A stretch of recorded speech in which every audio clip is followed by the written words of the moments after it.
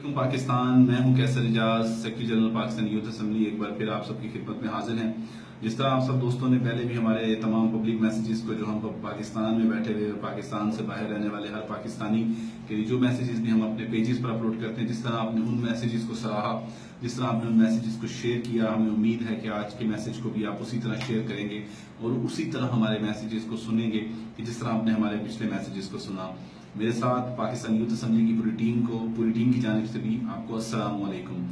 आज का जो मैं मैसेज देने जा रहा हूं, मैं इस मैसेज को देने से पहले आप सब दोस्तों के सामने ये गुजारिश करना चाहूंगा कि मेरा आज का मैसेज पिछले तमाम मैसेजों से बहुत हटके है। और जिस तरह हम पाकिस्तान यूथ असेंबली का हिस्सा बनते हुए एक अहद करते हैं और एक हल्फ लेते हैं कि हम पाकिस्तान के हर दुश्मन का मुकाबला करेंगे, चाहे वो सोशल मीडिया पे हो, चाहे वो प्रिंट मीडिया पे हो, चाहे वो इलेक्ट्रॉनिक मीडिया पे हो, और चाहे वो अंदरूनी दुश्मन हो, चाहे वो बैरूनी दुश्मन हो। तो जिस तरह ये अहद और ये हलफ लेने के बाद हम इस चीज को अपनी जिम्मेदारी समझते हैं कि बहैसियत secretary general Pakistan youth assembly के मैं ये जिम्मेदारी समझता हूँ कि पाकिस्तान का दुश्मन अगर किसी भी दुनिया के कोने में बैठ के पाकिस्तान के खिलाफ कोई बात करे तो हम उसको मुंह तोड़ जवाब देने की सलाहियत रखते हैं, उसको मुंह तोड़ जवाब देते हैं। जिस तरह आप सब ने देखा कि अमेरिका का बदहवास और नशे के और ताकत के नशे में चूर अमेरिकन प्रेसिडेंट डोनाल्ड ट्रंप ने पाकिस्तान और पाकिस्तानी कम्युनिटी के लिए जो पैगाम दिया, पाकिस्तानी नेशन के लिए जो पैगाम दिया, मैं ये समझता हूँ कि पूरी की पूरी पाकिस्तानी कौम इस वक्त सरापा एहतजाज है। और चाहे पाकिस्तान में बस रहे हों, चाहे बैरून ममालिक में हों, हर पाकिस्तानी, हर वो मुहब्बे वतन पाकिस्तानी कि जो पाकिस्तान को अपना आन, पाकिस्तान को अपनी शान समझता है, वो इस चीज पर सरापा एहतजाज है कि वो डोनाल्ड ट्रंप कि जिसको खबासत का चैंपियन कहा जाता है, वो डोनाल्ड ट्रंप कि जिसकी अपनी अमेरिकन इकोनॉमी इस वक्त जो है क्रश की तरफ जा रही है, और वो डोनाल्ड ट्रंप जिसके अपने अमेरिकन आर्मीज के फौजी जो हैं वो खुदकुशियां कर रहे हैं, वो डोनाल्ड ट्रंप पाकिस्तान को बातें कर रहा है। तो उसी डोनाल्ड ट्रंप के लिए मैं ये पैगाम देना चाहता हूँ और आप सब दोस्तों से भी गुजारिश है कि बीइंग अ पाकिस्तानी इस मैसेज को जरूर शेयर कीजिएगा। हमारा ये पैगाम दुनिया के हर कोने तक, हर नेशन के बंदे तक पहुंचना चाहिए कि दुनिया में बसने वाले हर मुल्क के हर फर्द को ये पता चले कि हम पाकिस्तानी नौजवान अपने पाकिस्तान से कितनी मोहब्बत करते हैं, हमारा पाकिस्तान हमारे लिए ईमान का दर्जा रखता है। तो मैं जो डोनाल्ड ट्रंप ने बात की और डोनाल्ड ट्रंप ने जो मैसेज दिया कि वो पाकिस्तान से जंग करना चाहता है, पाकिस्तान पर पाबंदियां लगाना चाहता है, तो इसके हवाले से मैं चंद बातें आप सब दोस्तों के सामने करना चाहूंगा कि जब चंद हजार टीटीपी तहरीके तालिबान पाकिस्तान, चंद बीएलबी बलोच लिबरेशन आर्मी वाले और चंद एमक्यूएम के दहशतगर्द कि जो इनकी फंडिंग से और इनके पैसों से और इनकी इमदाद से पाकिस्तान को कमजोर करने की और पाकिस्तान को तोड़ने की कोशिशें कर रहे थे, जब वो पाकिस्तान में अंदर रह के, पाकिस्तान के अंदर बैठ के पाकिस्तान को कमजोर नहीं कर सके, पाकिस्तान को तोड़ नहीं सके, तो मैं ये समझता हूँ कि जो इनके चंद हजार पिट्ठू बच गए हैं वो और ये मिलकर पाकिस्तान को कैसे कमजोर करेंगे। अगर बात की जाए जॉर्ज डब्ल्यू बुश के वक्त की, तो जॉर्ज डब्ल्यू बुश ने पाकिस्तान पर हमले की भी बात की, जॉर्ज डब्ल्यू बुश ने पाकिस्तान पर पाबंदियां लगाने की भी बात की जाए। अगर जॉर्ज डब्ल्यू बुश के वक्त के पाकिस्तान को देखा जाए और आज के पाकिस्तान को देखा जाए, तो मैं डोनाल्ड ट्रंप को बताना चाहता हूं कि आज का पाकिस्तान बुश के पाकिस्तान के वक्त से बहुत बदल गया है। उस वक्त के पाकिस्तान के पास एटॉमिक मिसाइल की वो रेंज नहीं थी, उस वक्त के पाकिस्तान के पास एटॉमिक प्रोग्राम वो नहीं था जो आज के पाकिस्तान के पास है।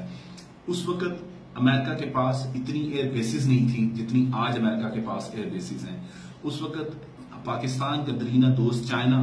इतना ज्यादा दिफाई तौर पे मजबूत नहीं था जितना आज है। रूस के साथ हमारे ताल्लुकात उस वक्त इतने अच्छे नहीं थे जितने आज हैं। तो मैं ये समझता हूं आज जब अमेरिका दुनिया के हर कोने में अपनी एयर बेस बना चुका है और उस एयर बेस के सर पे वो दुनिया के हर खित्ते पे हमला करता है, दुनिया के हर खित्ते पे बमबारी करता है, चाहे वो कहीं पे भी दुनिया के किसी भी कोने में हो, तो मैं ये समझता हूँ कि अगर अमेरिका उन्हीं एयर बेस पे और उन्हीं फौजी अड्डों पर पाकिस्तान पर हमला करने का सोचेगा, तो ये मैं समझता हूँ उसकी बहुत बड़ी बेवकूफ़ी होगी। क्योंकि मैंने पहले जिस तरह कह दिया कि पाकिस्तान जो कि बुश के वक्त का पाकिस्तान था उसमें और आज के पाकिस्तान में बहुत फर्क है। और मैं कहता हूँ मेरा ये खास तौर पे मैसेज है डोनाल्ड ट्रंप के लिए और उसके तमाम उन हवारियों के लिए कि जो डोनाल्ड ट्रंप की पीठ पीछे, डोनाल्ड ट्रंप की पनाह में बैठ के पाकिस्तान को तोड़ने की और पाकिस्तान को एक कमजोर और पाकिस्तान को एक नाकाम रियासत डिक्लेयर करने की कोशिशें कर रहे हैं। उनके सामने मैं चंद बातें रखना चाहूंगा, अगर सुन सकते हो तो कान खोल के सुनो। पाकिस्तान के पास इस वक्त हमारे एटॉमिक प्लान में और हमारे एटमी प्रोग्राम में मैं नाम लेना चाहूंगा तैमूर मिसाइल का। तैमूर मिसाइल इस वक्त 17,000 किलोमीटर की रेंज पे मार करने वाला पाकिस्तान का वो एटमी मिसाइल है कि जो हम लोग अब बना चुके हैं, और हमारी इस वक्त हमारी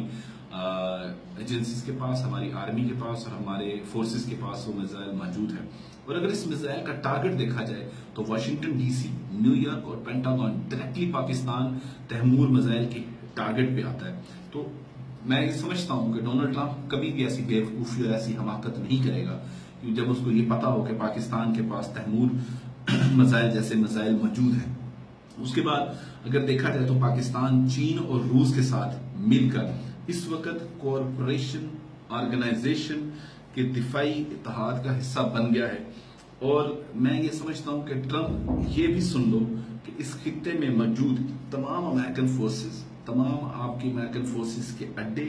और तमाम जितने भी आपके इस वक्त बेसिस हैं वो पाकिस्तान मिसाइल्स के निशाने पर हैं।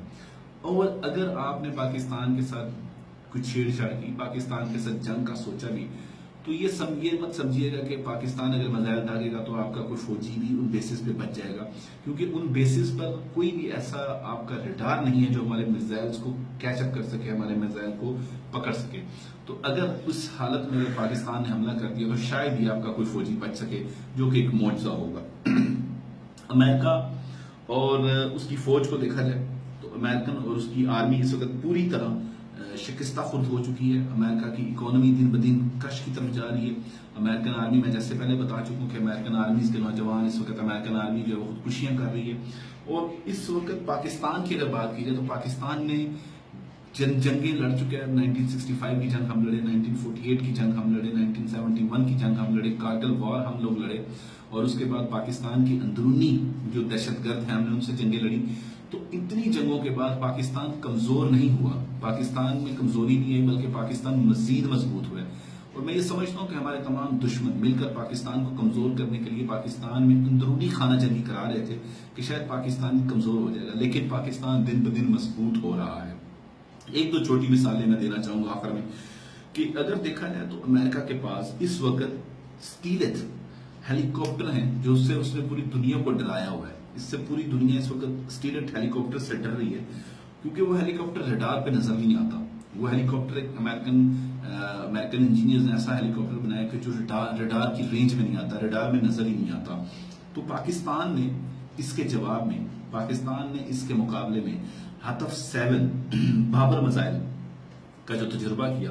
कि जो सैटेलाइट टेक्नोलॉजी का हामिल है, और ये मिसाइल भी रडार पर नजर नहीं आता। अगर उसके साथ देखा जाए तो एक और चीज मैं कहना चाहूंगा कि अमेरिका ने दुनिया की सबसे सख्त तरीन धात कि जिसे टंगस्टन कार्बाइड कहा जाता है, उस सख्त तरीन धात से जो टैंक बनाकर जब इराक में उतारे तो इराक की आर्मी और दुनिया की आर्मी हैरान रहेगी कि इतने मजबूत और इतने सख्त धात के टैंक, इनको कौन तबाह करेगा, इन टैंक को कौन सा ऐसा गोला होगा, ऐसा कौन सा बम होगा जो इनको तबाह करेगा। तो पाकिस्तानी आर्मी के इंजीनियर्स ने, पाक फौज के इंजीनियर्स ने जवाब बहुत थोड़े अरसे में दिया, और जवाब देते हुए इन्हीं टैंकों को तबाह करने के लिए इसी धात से, जिसको टंगस्टन कार्बाइड कहा जाता है, इन्हीं धात से ऐसे गोले बना दिए कि जो इन्हीं टैंकों को तबाह कर सकते हैं। उसके साथ साथ अगर देखा जाए तो अमेरिका ने पाकिस्तान को ड्रोन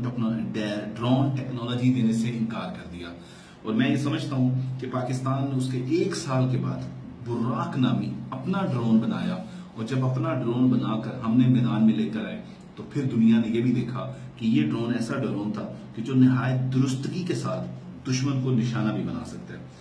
और इसके बाद मैं आखिरी बात जो आप सब दोस्तों के सामने करना चाहूंगा कि अमेरिका ने आज तक पूरी दुनिया में जहां पे भी वॉर की, जहां पे भी बमबारी की, जहां पे भी हमले किए, उन बमबारी और उन हमलों के नतीजे में अमेरिकन अवाम और अमेरिका की कौम, अमेरिका के लोग बड़े सुख और सुकून की और चैन की जिंदगी गुजार रहे थे। लेकिन मैं यहाँ पे ये कहना जरूरी समझता हूँ कि डोनाल्ड ट्रंप, अगर तो आपने पाकिस्तान के साथ जंग का सोचा तो फिर आपकी अवाम सुख और चैन की जिंदगी नहीं जी सकेगी, क्योंकि पाकिस्तानी कौम अपने पाकिस्तान के दिफा के लिए हमेशा एक हो, एक रही है, एक रहेगी। और उसके बाद अगर आपके ये भी बता दें कि हमारे सियासतदानों के इख्तलाफात, हमारी आपस में पाकिस्तानी कौम के इख्तलाफात को अगर कोई बंदा कमजोरी बनाकर हम पे हमला करने की कोशिश करे, तो उसके लिए हम वाज़ेह पैगाम देना चाहते हैं कि हम अपने घर में लाख इख्तलाफ लेकर चल रहे हों, हमारे आपस में लाखों इख्तलाफात हों, लेकिन पाकिस्तान के इशू पे, पाकिस्तान की सलामती पे, पाकिस्तान की बका पे, पाकिस्तान के दिफा पे हम एक हैं। हम लोग पाकिस्तान के लिए एक हैं। और आखिर में आप सब दोस्तों से इस शेर के साथ इजाजत चाहूंगा कि लहरों को खामोश देखकर, लहरों को खामोश देखकर ये मत समझना कि समुंदर में रवानी नहीं। लहरों को खामोश देखकर ये मत समझना कि समुंदर में रवानी नहीं। जब भी उठेंगे तूफान बन के उठेंगे, अभी हमने उठने की ठानी नहीं। मेरे तमाम पाकिस्तानी, पूरी दुनिया में मौजूद हर पाकिस्तानी से गुजारिश है, इस वीडियो को जरूर शेयर कीजिएगा, अपनी तमाम वॉल्स पे शेयर कीजिएगा, मुहब्बे वतन पाकिस्तानी होने का सबूत दीजिए, हमारे इस पैगाम को हर जगह पे शेयर कीजिए। बहुत शुक्रिया। पाकिस्तान जिंदाबाद।